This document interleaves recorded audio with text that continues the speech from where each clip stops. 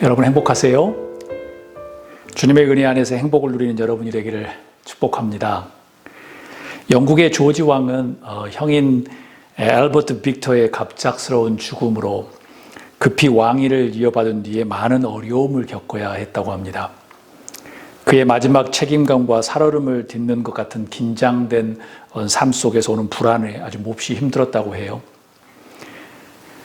그러던 어느 날 그는 작은 소도시에 한 도자기 공장을 방문하게 되었습니다. 평소 도자기에 남다른 관심을 가지고 있었던 그는 그 모든 일정을 마친 뒤에 모처럼 편안한 마음으로 도자기 공장에 둘러보았는데요. 도자기 작품들이 전시되어 있는 어떤 방으로 안내되었습니다. 그는 잘 전시되어 있는 어떤 도자기들의 아름다움을 감탄하면서 천천히 방 안을 둘러보았는데요. 그러다가 두 개의 꽃병이 특별히 전시되어 있는 곳을 가게 되어 걸음을 멈추게 됩니다. 유심히 살펴보니 두 개의 꽃병은 같은 원료와 같은 타입, 같은 모양, 또 무늬까지도 똑같았습니다. 그런데 하나는 윤기가 짜르르 흐르고 생동감이 있는 예술품의 모양을 갖추고 있는 반면에 다른 하나는 투박하고 볼품없는 모양을 가지고 있었습니다. 이를 이상하게 여긴 왕이 공장장에게 물어보았습니다. 어째서 여기서 저렇게 서로 다른 두 개의 꽃병이 나란을 두는 것이오? 라는 거예요. 왕의 물음에 공장장은 이렇게 말합니다. 이유는 간단합니다. 하나는 불에 구워졌고 하나는 구워지지 않았습니다. 라고 말합니다. 시련은 인생을 윤기 있게 하고 생동감 있게 하고 무엇보다도 아름답게 만듭니다. 저는 두 개의 꽃병을 나란히 이곳에 전시해 둔 것은 그런 뜻을 보여주기 위함입니다. 라고 공장장이 말했습니다. 아브라함이 이집트에서 큰 고난을 경험하면서 이전과는 조금 달라졌습니다. 그는 이제 아름다운 꽃병으로 빚어지고 있었나 봅니다. 기근과 이집트에서 위기가 없었다고 하면 아브라함은 믿음의 조상이 되지 못했을 것입니다. 아마 하나님께서도 편안하게 믿음의 조상, 열방의 아버지로 세워주지도 않으셨을 겁니다. 성서에서 등장하는 모든 신앙의 사람들을 세울 때는 이런 방법들을 사용하셨습니다. 토기장이가 진흙으로 아름다운 꽃병을 만들고 불에 구우는 그런 연단과 고난이 있었지요. 여러분, 여러분의 어렵고 힘든 상황을 주님께서는 이미 알고 계십니다. 그런 상황을 하나님께서 연출하고 계신지도 모를 일입니다. 당연히 연출하고 계시지요. 그래서 여러분과 저는 어떤 절벽, 인생의 힘든 순간을 만나면 그 절벽의 상황 이후에 어떤 일이 일어날 것인가라는 설레임으로 기다리시면 좋을 것 같습니다. 현실을 보면 답답해서 포기하고 싶지만 믿음의 눈으로 보면 그 상황 너머에 하나님의 계획이 있다는 것이죠. 윤기 있게 아주 잘 흐르는 아주 멋있는 아름다운 예술작품으로 나오는 것처럼 말이죠. 믿음의 눈으로 고난과 역경을 만날 때마다 나의 신앙의 신실한 사람으로 세워지는 전 단계임을 우리가 알면 조금 더 편안하게 그 순간을 넘길 수 있을 텐데 말입니다. 하나님께서는 항상 우리에게 최선의 방법, 최선의 방안, 해결책, 미래를 우리에게 주십니다. 다만 우리가 기다리지 못할 뿐이죠. 이 방법은 하나님께서 자신의 사람을 선택하고 세우시는 아주 전형적인 시스템이며 패턴입니다. 다 함께 1절 4절을 읽도록 하겠습니다. 아브라함이 애굽에서 그와 그의 아내와 모든 소유와 롯과 함께 네겝으로 올라가니 아브라함에게 가축과 은과 금이 풍부하였더라. 그가 네겝으로부터 길을 떠나 베델로 이르며 베델과 아이 사이 곧 전에 장막 쳤던 곳에 이르니 그가 처음으로 제단을 쌓은 곳이라. 그가 거기서 여호와의 이름을 불렀더라. 아멘. 아브라함이 가축과 은과 금이 풍부해졌습니다. 하나님께서 자신의 사람을 택하시고 세우실 때 덤으로 물질을 주신다고 지난주에 말씀드렸습니다. 다른 이유가 아니라 하나님의 사역을 위해서 하나님께서 쓰시려고 우리에게 맡겨놓으신 것이죠. 그래서 청지기의 삶을 사는 우리들은 물질을 맡은 사람으로 살아야 합니다. 우리 마음대로 쓰는 것이 아니지요. 물질을 자신 마음대로 사용하는 사람들은 머지않아 멸망하게 될 겁니다. 관리를 잘못하면 잃게 되고 가족 싸움도 벌어지겠지요. 아브라함은 하나님이 필요에 따라 덤으로 주신 그 물질을 지금 가지고 나와서 더욱더 번성하게 됩니다. 그럼 이제 아브라함에게 주시는 하나님의 단계는 무엇일까요? 아브라함은 덤으로 주신 물질을 잘 사용해야 하는 그런 시기에 도달했습니다. 여러분, 왜 아브라함이 이집트에서 올라와서 네게부의 자리를 잡지 않고 베델과 아이 사이에 진을 쳤을까요? 4절 말씀한 것처럼 그곳은 그가 처음으로 제단을 쌓은 곳입니다. 거기에서 아브라함은 주의 이름을 부르며 예배를 드렸던 곳이에요. 그는 이미 넉넉한 부자가 되었기 때문에 다른 어떤 더 좋은 곳에서 정착할 수도 있었습니다. 그럼에도 그는 다시 예배의 장소로 돌아온 것을 주목하시기를 바랍니다. 그는 영적인 고향이었던 베델로 다시 가야만 했을 겁니다. 가야만 했습니다. 왜냐고 물으신다면 그는 어디에서도 만족함이 없었기 때문에 그렇습니다. 3절을 보면 알 수 있습니다. 세번역 성경으로 읽습니다. 그는 네겝에서는 얼마 살지 않고 그곳을 떠나 이곳 저곳으로 또로돌아 다니다가 베델 부근에 이르렀다라고 표현합니다. 너무나도 좋게 번역했습니다. 기근을 피해서 화려한 강대국 이집트로 갔지만 모멸감만 경험하고, 당연히 물질은 덤으로 얻었지만 모멸감만 경험하고 다시 돌아옵니다. 솔직히 그는 믿음의 조상이 되려는 사람으로서 베델로 곧바로 올라왔어야 합니다. 그런데 인간의 생각이 들었는지 아니면 좋은 곳, 멋진 곳이 좋아 보였는지 정착을 하려고 했을까요? 아니었겠지요. 그는 만족하지 못했습니다. 성서는 얼마 살지 않고 그곳을 떠나 이곳 저곳으로 떠돌아다니다가 베델 부근에 이르렀다고 이야기합니다. 분명히 그가 믿음의 조상이 되려고 하면 베델로 바로 왔어야 했지요. 화려한 도시와 재물을 위한 투자하기 쉬운 지역이 아니라 결국은 하나님과 예배하며 감격했던 영적인 고향으로 돌아왔습니다. 예배를 회복하고 하나님의 영적인 사람으로 거듭나기 위한 돌아감이지요. 진정한 회개와 회복의 삶으로 돌아감이지요. 여러분도 풀리지 않는 문제에 봉착하고 있습니까? 너무나도 복잡한 문제에 사로잡혀 있습니까? 예배의 자리로 돌아오십시오. 혹시 그 고난을 통해서 깨달음이 있다면 예배를 회복하라고 하는 하나님의 사인입니다. 이미 여러분은 알고 계신 거예요. 그 뜻에 순종하는 여러분이 되기를 주의 이름으로 축복합니다. 5절에서 7절 말씀 다 함께 읽도록 하겠습니다. 아브라함의 일행 롯도 양과 소와 장막이 있으므로 그 땅이 그들이 동거하기에 넉넉하지 못하였으니 이는 그들의 소유가 많아서 동거할 수 없었습니다. 그러므로 아브라함의 가축의 목자와 롯의 가축의 목자가 서로 다투고 또 가나안 사람과 브리스 사람도 그 땅에서 거주하였는지라. 아브라함과 조카 롯이 부자가 되었다고 이야기합니다. 대부분 사람들은 이 부자에만 초점을 맞춥니다. 어떻게 하나님께서 덤으로 주신지는 잘 모르고요. 하나님께서는 고향을 떠나서 믿음의 조상, 복의 통로가 되는 과정을 밟는 대가로 재물을 허락하셨습니다. 공짜가 아닙니다. 무법천지의 시대에 노마드, 방랑자와 같이 떠나는 어떤 유목민으로 만들어 놓으신 대가인 겁니다. 그는 재물이 아니라 이미 75세 동안 살았던 갈대아 우르스에서도 아버지의 재산을 물려받았었고 자기가 열심히 일했으면 부자로 살았던 사람입니다. 이집트에서 경험한 위험천만한 위기와 모멸감은 오죽하겠습니까? 아브라함에게는 부자가 되기 위해 살지 않았습니다. 하나님의 뜻을 따라 아브라함은 갈대아 우르라는 대도시를 떠났기 때문에 필요에 따라 그냥 덤으로 주신 거예요, 부를. 분명히 사용할 때가 있었기 때문입니다. 문제는 물질이 많아서 그 땅에서 조카 롯과 함께 살 수가 없었던 거예요. 롯에게도 양떼와 소떼와 장막이 따로 있었다. 그들이 함께 머물기에는 좁았다. 그들은 재산이 너무 많아서 그 땅에서 머무를 수가 없었다라고 성서는 묘사합니다. 서로 싸우는 일이 빈번하게 일어났다고 말합니다. 이런 문제는 인간이 당면한 인생의 어떤 일상의 고뇌이며 어려움입니다. 물질이 쌓이면 욕심이 생기고 더욱더 축적하려는 야망의 어떤 다툼을 낳기 때문입니다.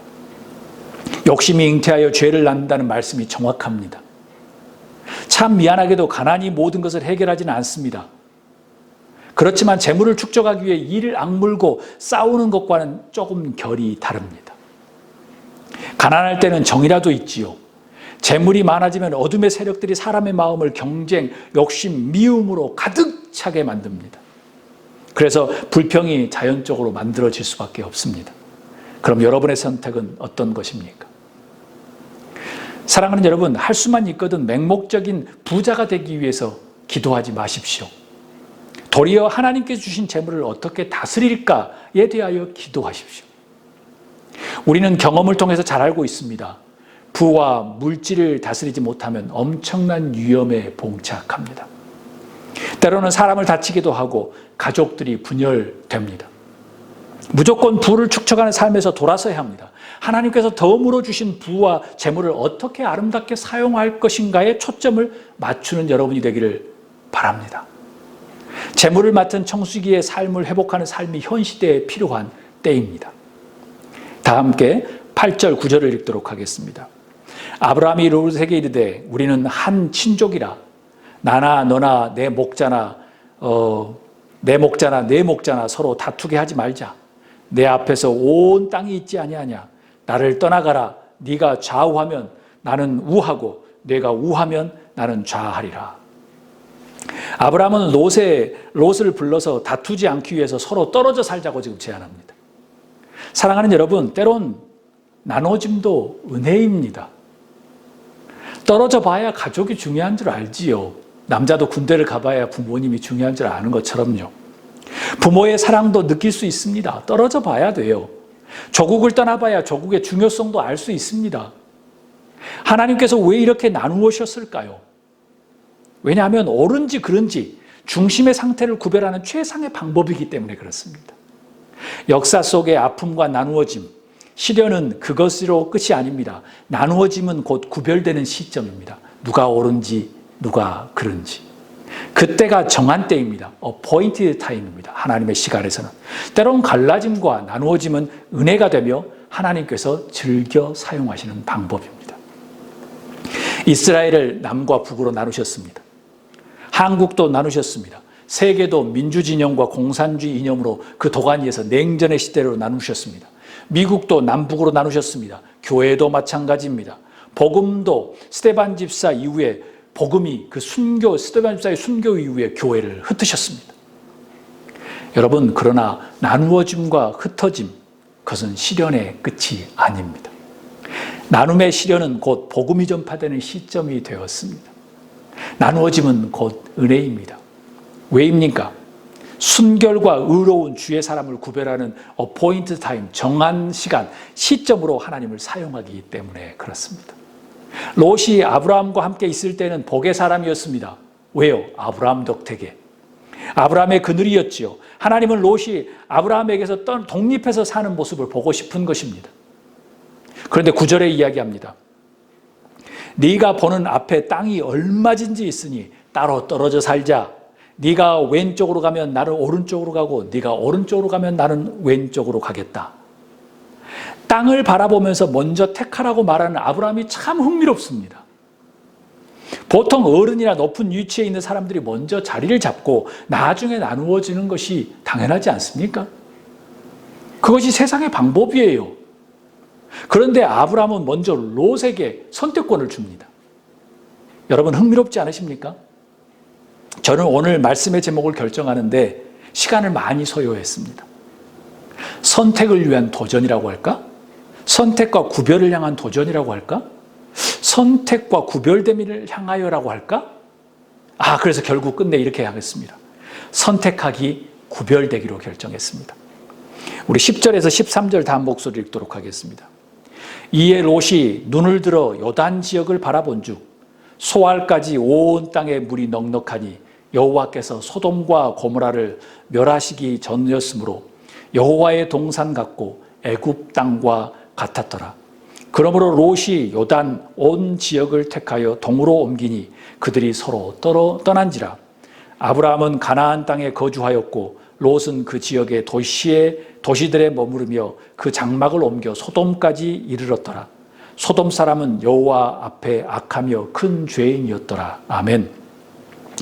인간은 인생을 통해서 무엇인가를 선택해야 합니다. 선택의 과정들이죠. 선택의 연속입니다. 우리의 목숨이 다하는 날까지 선택이라는 순간들을 우리는 계속 끊임없이 만나게 될 것입니다. 이 선택도 두 가지 면이 있습니다. 능동적으로 선택하기, 그리고 피동적으로 선택받기, 선택되기입니다. 오늘 본문은 저의 언어로 표현하면 이겁니다. 직접 선택하기, 누군가에 의해서 선택되기라고 할 수 있습니다. 아브라함의 제안에 롯은 먼저 선택했습니다. 아브라함은 선택권을 조카 롯에게 주었지요. 왜 아브라함은 먼저 선택하지 않았을까요? 저의 질문입니다. 여러분 상상해 보시기를 바랍니다. 그 순간에 들어가 보시기를 바랍니다. 저는 개인적으로 아브라함의 속마음이 너무나도 궁금해졌습니다. 고민 끝에 내린 추론입니다. 아브라함은 선택하기가 아니라 선택되기를 한 것은 아닐까? 한마디로 하나님으로부터 선택되기, 하나님으로부터 구별되기를 택했다는 말씀입니다. 조카 롯이 선택한 곳은 주의 동산 같다고 성서는 말합니다. 이집트의 땅과 같이 아주 대단하다고 말합니다. 물이 넉넉하고 성서는 그렇게 이야기 표현해요. 그래서 롯은 기회는 이때다 번뜩이 든 아이디어가 머리에 스쳐 지나갑니다. 당장 결정을 합니다.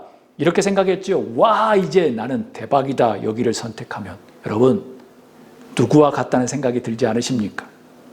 세상적인 시각으로는 아브라함의 제안이 잘못된 거예요. 그렇게 세상을 살면 안 되는 거지요. 실패합니다. 투자만 하면 성공하는 최고의 지역과 도시, 그 도시를 조카에게 준다고 하는 것은 우둔한 생각입니다. 아브라함은 우둔한 사람처럼 보여요. 똑똑한 롯이 선택하기를 통해서 훨씬 지혜로운 겁니다. 세상을 잘 살고 있는 거예요. 잘 투자한 거예요. 여러분 흥미롭지 않습니까? 아브라함이 왜 먼저 선택하지 않았을까요? 저의 추론입니다. 이집트의 경험 때문은 아닐까요? 여러분, 아브라함이 겸손해서 있을까요? 아니면 마음이 연유해서일까요? 뭐 그럴 수도 있을 겁니다. 그렇지만 아닙니다.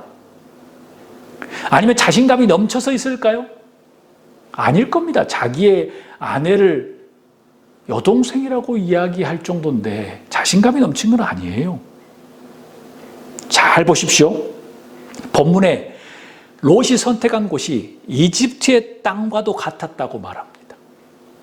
아브라함도 욕심이 있었겠지요. 그는 전적이 화려한 사람이에요. 그는 대도시 갈대아 우르 출신입니다. 그리고 기근을 피해서 이집트로 갈 때까지도 그는 자신의 목숨이 중요한 사람이었어요. 그런데 세계 최고의 부자 나라 이집트에서 호되게 신고식을 치른 그 아브라함은 조금 지혜로워졌습니다. 번뜩이는 계획으로 먼저 선택하기는 하나님께서 원하신 게 아니라는 것을 알기 시작했습니다. 그의 눈에도 요단 지역이 화려해 보이고 그것이 주의 동산 같고 이집트 같다고 표현합니다. 그래서 그는 먼저 선택하는 게 싫었던 거예요. 왜입니까? 이집트의 악몽을 다시 경험하고 싶지 않았기 때문입니다. 다시는 그런 고난을 선택하지 않겠다는 결연한 표현일 거예요. 분명히 요단을 선택해도 누구 하나 뭐라고 하지 않습니다. 그는 삼촌이니까. 그런데도 지혜로운 아브라함은 선택하기가 아니라 하나님께 선택되기 쪽으로 선택합니다. 신앙의 사람은 지혜로워야 합니다. 저도 그렇게 되기를 원합니다. 여러분, 지혜로움이란 하나님을 앞서지 않는 것입니다. 사랑하는 여러분, 우리의 인생의 아픈 경험, 고난이 결코 나쁘게만 작용하지 않는가 봅니다. 도리어 하나님의 은혜이며 신실한 신앙의 사람이 되는 계기가 됩니다.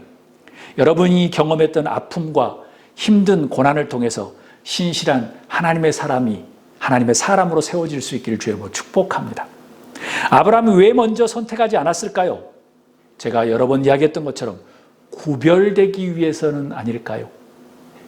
아브라함이 이미 롯이 선택한 곳이 어떤 곳이라는 것을 알고 있었습니다. 그는 경험이 많았던 사람입니다. 화려한 곳에 살았던 사람입니다. 또 대제국의 그 이집트에서 살았던 사람입니다.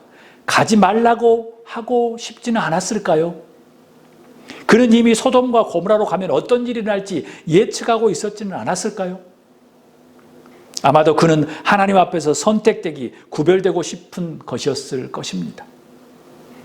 빠르게 인간적인 계획과 머리로 선택한 것이 아니라 기다린 것이겠지요.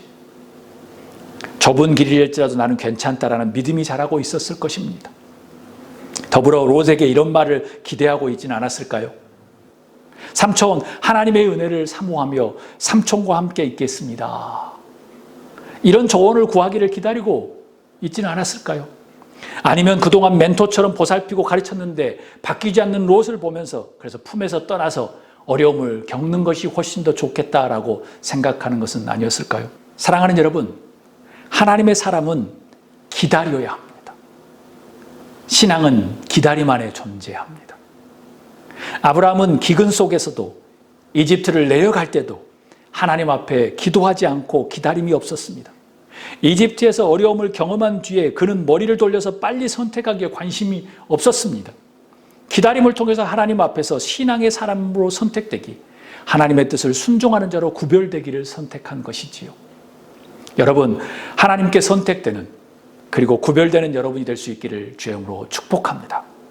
화려함이냐 척박함이냐, 아브라함에게는 선택하기를 고민하지 않고 모험과 도전을 위한 기다림을 선택했습니다. 세상의 모든 것들은 화려함이나 안락함이 현실적으로 좋습니다. 반면에 어떤 부류들은 자녀들에게 어떤 척박함으로 교육하는 것이 훨씬 좋다고 하는 사람들도 있습니다. 왜일까요? 화려함은 사람을 망치거나 멸망하게 만들기 때문에 그렇습니다. 아브라함은 이미 세계 최고의 나라 갈대아 우르와 이집트를 경험했음에도 이제 미련이 없었나 봅니다.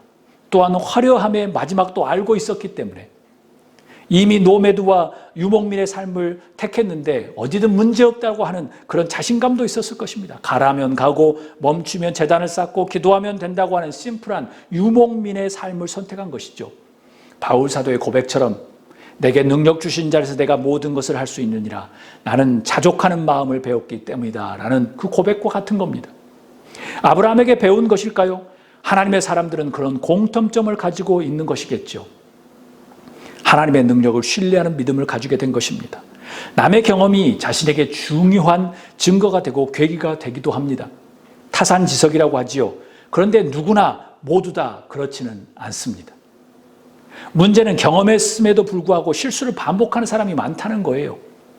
그것은 세상만 그렇지 않습니다. 성서 안에도 많이 반복됩니다. 그래서 선택하기에 집중하지 말고 선택되기에 집중해야 합니다. 말장난처럼 보이지만 많은 사람들은 무엇을 하기에 초점을 맞추며 살아갑니다. 무엇을 하라, 진취적으로 하기, 날마다 그것에 쇠뇌를 당합니다. 하는 것이 나쁘다고 말하는 것이 아닙니다. 인간의 얄팍한 꼼수로 빠르게 선택하는 것이 문제라는 거예요. 반면에 뭔가 구별되기, 선택되기는 곧 깊이 있는 성찰과 철학이 따르는 장거리 여행과 마라톤과 같은 것입니다. 말씀 마칩니다. 아브라함은 여러분과 저를 신앙의 여정의 길을 함께 걸어가고자 지금 도전하고 있습니다. 세상적인 생각으로 손해보는 것이며 분명히 실패할 것 같은 뻔한 게임입니다. 너가 이것을 선택하면 나는 여기로 가고. 그러나 성경의 눈으로 보면 이것이 좁은 길이며 생명의 길이며 복의 길입니다. 빠른 선택하기 대신에 느리게 선택되기 그리고 구별되기에 집중하는 여러분이 되기를 주의 이름으로 축복합니다. 신앙 없는 선택하기가 아니라 하나님의 사람으로 선택되기, 구별되기에 초점을 맞추는 여러분이 되셨으면 좋겠습니다.